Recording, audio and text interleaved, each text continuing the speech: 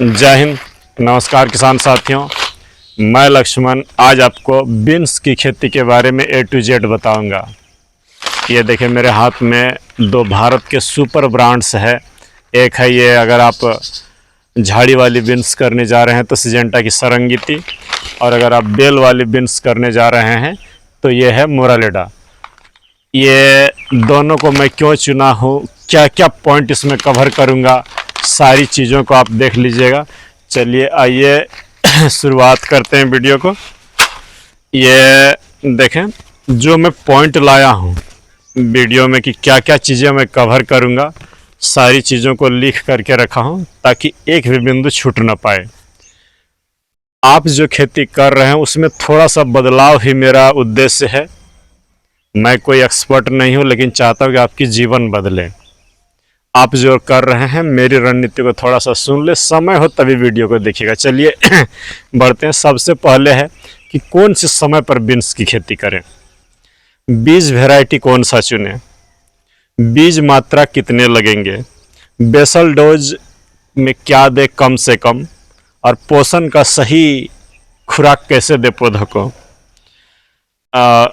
रोग बीमारी कौन कौन से आएंगे जैसे powdery mildew, downy mildew, rust जो बीन्स में आता ही है, इल्ली, आपका लीफ माइनर, वाइट फ्लाई, और फूल फल को कैसे आप बढ़ाएं। इन सभी टॉपिकों पर मैं चर्चा करूंगा। पोषण कैसे दें और स्प्रे शेड्यूल आप क्या रखें, इन सब बातों करूंगा। साथ ही ऑर्गेनिक खेती के लिए लास्ट में कुछ टिप्स भी दे दूंगा कि आप बिना जहर के भी बीन्स की खेती कैसे करें। तो चलिए बात आती है समय की। समय, अगर बीन्स में समय की बात की जाए तो ज्यों ही बारिश चली जाए आप अक्टूबर के महीने में बीन्स की खेती लगा सकते हैं। जाड़े में कम खर्च में अच्छा उत्पादन मिल जाता है, लेकिन रेट देखिए पूरे भारत में एक साथ होती है, इसीलिए 20-25 रुपया ही मिलेगा, ये एकदम जान लें।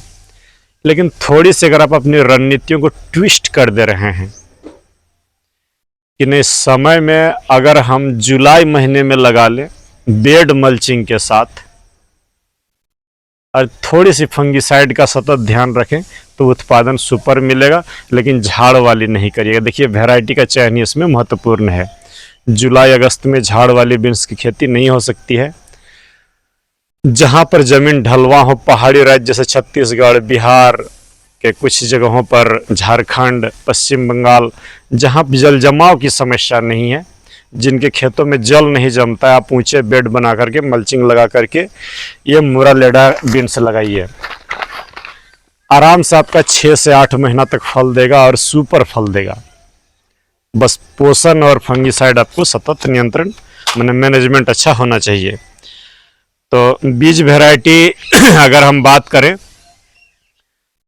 तो बेल वाली में ये मोरालेडा जो अपने सेगमेंट में सबसे अच्छा है, और ये जो झाड़ी वाली बीन्स है इसमें सिजेंटा की सरंगीती या तो सेमिनिस की फाल्गुनी मैं सुपर ही चुनता हूँ ताकि आपकी खेती भी सुपर हो। मुझे और भारत में तो हज़ारों वैरायटियाँ हैं, जैसे श्री राम का भी अच्छे आते हैं बीन्स आपका, और भी जो कंपनियां बना रहे हैं, मैं किसी को ख़राब नहीं बोल रहा हूँ, लेकिन जिसमें थोड़ी रोग बीमारी कम आए, उत्पादन ठीक ठाक मिल जाए, बस चयन का आधार मेरा यही होता है।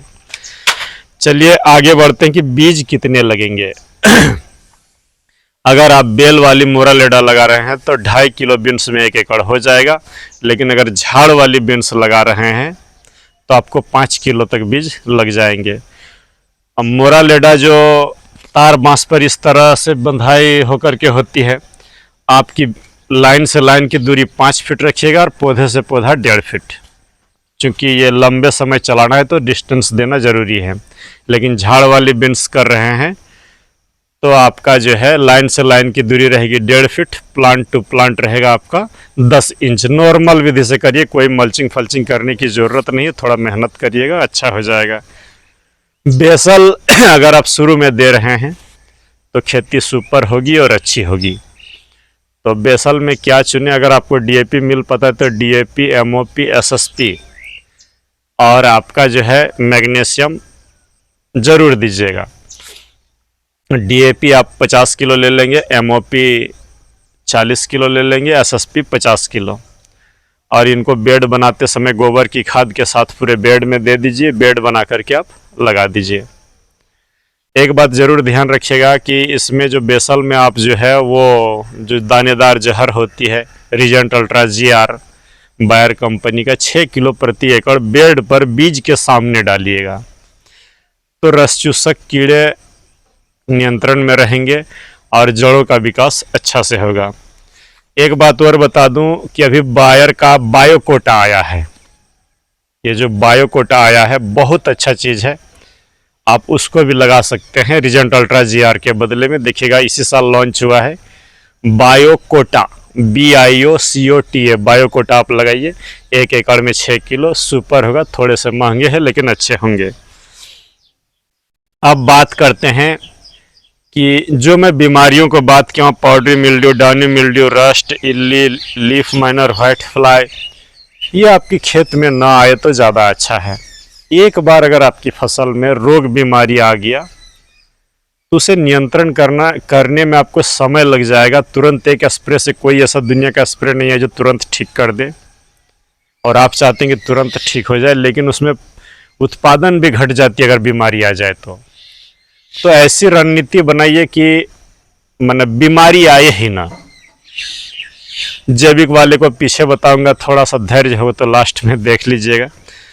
तो आपको मैं 5 स्प्रे बता दे रहा हूँ, 15-15 दिन के अंतराल पर लेंगे। बुआई के ठीक बाद जैसे 2 पत्ते निकले उस समय जो है माने 4 से 5 दिन समय अंकुरण के हो गया हो पौधे का, तो उस समय जो आप स्प्रे लेंगे 1 लीटर पानी के हिसाब से मैं डोज बता दे रहा हूँ।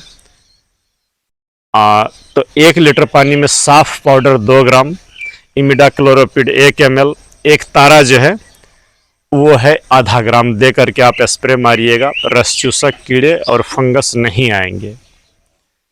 ठीक इसके 15 दिन बाद अगर कोई प्रॉब्लम नहीं है तो देखिए दवाई देने की ज़रूरत नहीं है। 15 दिन 10 दिन बाद आप जब मर्जी लगे आपको, फुर्सत जब आपको हो, M45 का ले 3 ग्राम, इंडोफिल का जो M45 आती है, और उसके साथ आप धानुका की कोनिका मिलेगी या कासुबी जो आपको मिल जाए, कोनिका ले रहे हैं तो 2 ग्राम प्रति लीटर, और उसके साथ आप मिला दीजिए जो कराटे आती है सिजेंटा की, या तो अलीका, जो आपको अलीका मिलेगा तो द बेस्ट होगा। अलीका 1 ml प्रति लीटर मिला करके आप स्प्रे दे दीजिए। फसल सुपर और चकाचक चलेंगे, कोई तरह का प्रॉब्लम नहीं आएगा। जैसा सिलेक्शन में दवाइयों का कर रहा हूँ, सस्ती दवाइयों से अच्छे रिजल्ट हमें निकालना है, बस मोटो यही है। चूँकि इंसेक्टिसाइड, फंगीसाइड और बैक्टीसाइड में ले रहा हूँ तो rust, powdery mildew, downy mildew नहीं आएगा। आपका जो है ये जैसे फसल 30-35 दिन की हो जाए या 40 दिन के आसपास, आप एमिया स्टार टॉप लें 1 ml, उसके साथ कर्जेट फंगीसाइड 3 ग्राम मिला दें, और इंसेक्टिसाइड में आप को जो है फिप्रोनिल 5% वाली जो आती है उसका 1 ml, और उसके साथ एक तारा मिला करके मारिए, देखेंगे सब तरह से ठीक होगा। एमिया स्टार टॉप हर आने वाले बीमारी को पहले ही कंट्रोल कर लेगा। अगला स्प्रे आप ठीक 50 से 60 दिन के आसपास लें, जब फलियां बनना, फूल आना शुरू हो जाए। इल्लियों का प्रकोप आपको हो सकता है दिखेगा, तो आप इमामेक्टिन बेंजोएट 15 लीटर की टंकी में 10 ग्राम, मात्र 10 ग्राम 15 लीटर पानी में, बार बार बोल रहा हूँ सुन लें। सुमिप्रिम्ट जिसे काला घोड़ा बोल रहा हूँ उसका 2 ml प्रति लीटर, इसका डोज मैं थोड़ा बढ़ाया हूँ, कंपनी वाले बोलते हैं 1.5 ml, मैं 2 ml बता रहा हूँ। और बायर का इन्फ्रिंटो फंगीसाइड 2 ml प्रति लीटर दे करके आप मार दीजिए। 15 दिन तक आराम से आप निश्चिंत, टेंशन फ्री रहिए, बशर्ते स्टिकर अच्छा चुनिएगा। ओस ज़्यादा गिरता है, दवाइयाँ धुल जाएगी ठंड में, तो ये सब आप ये करिए। ठीक इसके 10-15-20 दिन बाद आप जो है फिप्रोनिल 5% वाला 1 ml ले लें, एमी स्टार टॉप फिर 1 ml ले लें, 0050 को 1 ग्राम दे दें। देखिएगा आपकी बीन्स में कोई तरह का रोग बीमारी आएगा ही नहीं। और इसके लिए मैं एक और सावधानी आपको बता दे रहा हूँ कि जैसे ही पौधे माने 10-12 दिन के हों, 1 ग्राम 0050 का स्प्रे ज़रूर दीजिएगा हर 10 दिन पर, जो वाटर सोल्यूबल फर्टिलाइज़र है। तो देखिएगा आपकी पौधे चकाचक चलेंगे। 1 ग्राम से बढ़ा करके अगले 10 दिन बाद 2 ग्राम करिएगा, उसके 10 दिन बाद 3 ग्राम करिएगा 0050 को। और कभी कभी थायोन्यूट्री सल्फर मिला दीजिएगा जाड़े का समय। अगर 0050 और थायोन्यूट्री सल्फर आप दे रहे हैं तो फंगीसाइड संभवतः नहीं लगेंगे। बीन्स की खेती देखिए बहुत कम जोखिम वाला खेती है, बहुत कम दवाई लगता है, लेकिन खाद देना पड़ेगा। बेसल में गोबर की खाद जरूर ऐड करिएगा। जितने पौधे अच्छे चलेंगे उतने अच्छे होंगे। और अब आते हैं कि ये पाउडरी, डाउनी, रस्ट, इल्ली, लीफ माइनर, व्हाइट फ्लाई को आप कैसे कंट्रोल करते हैं। इन स्प्रे जो मैं बताया हूँ उसमें आराम से कंट्रोल हो जाएगा। फिर भी अगर पाउडरी दिख रहा है तो आप सिजेंटा की मिराविस डुओ 1 ml प्रति लीटर मिला करके स्प्रे दीजिए, सुपर होगा। या तो बायर का एसरबो, ये पाउडरी और डाउनी दोनों को ही रोक लेगा, मिराविस डुओ या तो आपका एसरबो। रस्ट अगर आपको दिख रहा है पत्ते पर छोटे छोटे भूरा रंग के धब्बे, बहुत सारा लोहे के जंग के जैसा, तो आप उसमें स्वाधीन या हारू, जिसमें टेबुकोनाजोल प्लस सल्फर आता है, उस फंगिसाइड का चयन करिएगा। देखिएगा तुरंत काम करेगा। और नहीं तो आप ब्लू कॉपर, स्टेप्टोसाइक्लिन और रेडोमिल गोल्ड मारिए, 3 स्प्रे में नियंत्रण कर लेगा, स्टेप्टोसाइक्लिन और आपका ब्लू कॉपर। इल्ली के लिए जो मैं इमामेक्टिन, बेंजोएट, सुमिप्रिम्ट और नीम तेल का कॉम्बिनेशन बताया उसको मारिए। अलिका मार दीजिए, ख़त्म हो जाएगा। कराटे प्लस जंप मारिए, सिजेंटा का ख़त्म हो जाएगा। आपका एक्सपोनस है, सिमोडिस है, अल्टीमेयर है, ये सब महंगे दवाइयाँ से तुरंत चल जाता है। कोराजन प्लस इमामेक्टिन मारिए, तुरंत ख़त्म हो जाएगा। लेकिन ये सब की ज़रूरत नहीं पड़ेगी, बस आप यदि खेती में आलस कर रहे हैं तभी ये महंगे दवाइयों का ज़रूरत पड़ेगा, नहीं तो इमामेक्टिन और सुमिप्रिम्ट अकेला काफ़ी है। लीफ माइनर के लिए आप सिजेंटा की एविसेंट ले सकते हैं, इमामेक्टिन, बेंजोएट ले सकते हैं, लेमडा साइलोथ्रिन, जो भी सिस्टमिक दवाइयाँ हैं उसको शाम के समय स्प्रे दीजिए, अच्छा से नियंत्रण होगा। आपका व्हाइट फ्लाई के लिए जो बायोआर 303 है उसका कभी दीजिए, कभी आपका SLR 525 दीजिए, कभी उलाला दीजिए, कभी एसिटा प्लस आपका सिमोडिस मारिए। देखिएगा सब कुछ नियंत्रण में रहेगा। तो इस तरह अब आते हैं कि पोषण आपको देना कैसे है। तो बेसल डोज तो पहले आपको रोपाई से 4-5 दिन पहले आप दे लिए होंगे। उसके बाद जो है आप ठीक जैसे ही बीन्स 12 से 15 दिन की हो, हेलीकॉप्टर डोज चला दीजिए। वीडियो चैनल पर पड़ी हुई है हाइब्रिड खाद और हेलीकॉप्टर डोज, खोज के देख लीजिएगा जो नए किसान हैं, तो वो दे दीजिए 15 दिन पर। और बेल वाली बीन्स अगर आप मोरा लेडा लगाए हैं तो सोम, बुध, शुक्र को वही 05234 1 एकड़ में 1 किलो और 200 ग्राम ह्यूमिक एसिड को पानी के साथ चला दीजिए, नहीं तो स्प्रे टैंक में घोल करके जड़ों में दीजिए। कितना घोलिएगा ना, 1 लीटर पानी में 4 ग्राम प्रति लीटर और ह्यूमिक एसिड 1 ग्राम दे करके जड़ों में दीजिएगा, स्प्रे में नहीं। सोमवार को ये 05234 और ह्यूमिक एसिड दे दीजिए। बुधवार को कैल्शियम और बोरोन जो कैल्बोर आता है 1 एकड़ में 3 किलो चला दीजिए। और शुक्रवार को जो है आप मैग्नीशियम प्लस जिंक 1 एकड़ खेती में 3 किलो मैग्नीशियम, 1-1.5 किलो जिंक चला दीजिए। देखिएगा इतनी अच्छी आपकी फसल होगी जो कल्पना से परे होगी। लेकिन मैं यहाँ पर बता रहा हूँ, जितना तामझाम आपको बता रहा हूँ इतना करने की कोई ज़रूरत नहीं है। बीन्स में बहुत कम खर्च में होती है, बहुत कम दवाइयाँ लगती है। लेकिन तब आप बोले इतनी बता क्यों रहे हैं? बस चीज़ों को सीख के रहिए। कोई खाद और कोई दवा एक फसल के लिए नहीं होती है, वो सभी फसलों में समान रूप से काम आती है। हाँ, रोग बीमारियां अलग अलग फसलों में अलग अलग आता है। जो बीन्स की खेती में मैं देखा हूँ ज़्यादातर तंग करता इल्ली, रस्ट और पाउडरी, बाकी बहुत ज़्यादा प्रॉब्लम बीन्स में नहीं आता है, तो इन्हीं चीज़ों पर फोकस रखिएगा। फूल फल अगर बढ़ाना हो तो इसाबियन टॉनिक अब तो बैन हो गया है, यदि आपको मिलता है तो रख लीजिएगा। इसाबियन टॉनिक 2 ml, एंट्राकॉल फंगिसाइड 3 ग्राम और बोरॉन 2 ग्राम शाम के समय खेत में नमी हो स्प्रे करिएगा, सुपर होगा। देखिए कोई भी खेती हो, बैगन हो, मिर्च हो, बीन्स हो, खीरा हो, करेला हो, उसमें अगर फूल बढ़ाना है तो 3 चीज़ों पर ध्यान दीजिएगा। जो सबसे पहला चीज़ है वो 05234 फ्लावरिंग एजेंट है। मैग्नीशियम कमी रहा तो फूल कभी नहीं आएगा, बोरोन कम आए तो फूल कम आएगा। तो ये 3 चीज़ों पर ज़रूर ध्यान दीजिएगा। फलों का स्वाद बढ़ाना है तो पोटास दे दीजिएगा, कैल्शियम दे दीजिएगा।